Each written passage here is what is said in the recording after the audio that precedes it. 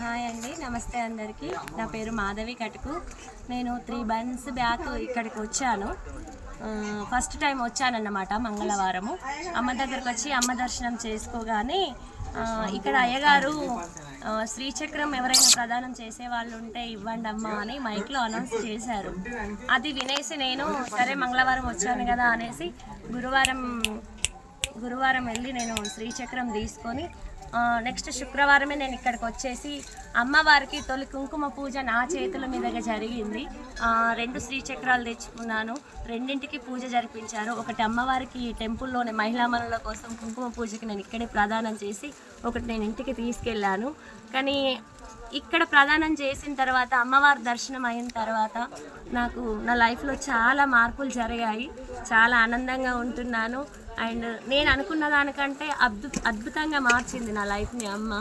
ఎలా అంటే అమ్మవారికి నేను శ్రీచక్రం కుంకుమ పూజ చేసిన 2 daysకే నాకు తిరుపతికి టికెట్స్ బుక్ అయ్యాయి. 10 years నుంచి నేను తిరుపతికి వెళ్దాం అనుకుంటే నాకు ఎప్పుడు వీలు కాలేదు.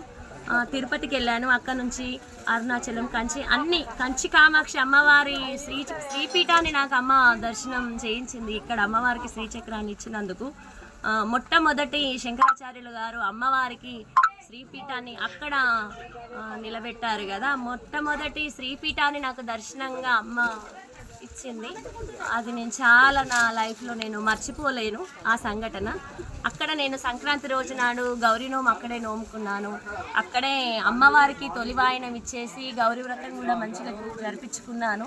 తర్వాత నేను చిన్నగా పెట్టుకున్న బ్యూటీ పార్లరు పక్కన పెద్దగా పెట్టుకున్నాను. నేను అనుకోకుండానే నా లైఫ్లో చాలా మార్పులు వచ్చాయి. బిజినెస్ బాగా రన్ అవుతుంది. మా బాబు 10th క్లాస్. మా బాబు కోసం అయితే నేను ఇక్కడికి వచ్చాను. బట్ నేను వచ్చిన దానికంటే నాకు అంతా మంచి జరుగుతుంది. సో అమ్మవారిని నమ్మండి, అందరూ రండి. స్వయంగా విజయవాడ నుంచి అమ్మవారు మన కోసమే ఇక్కడ వచ్చి వెలిసినట్టుగా నేను భావిస్తున్నాను.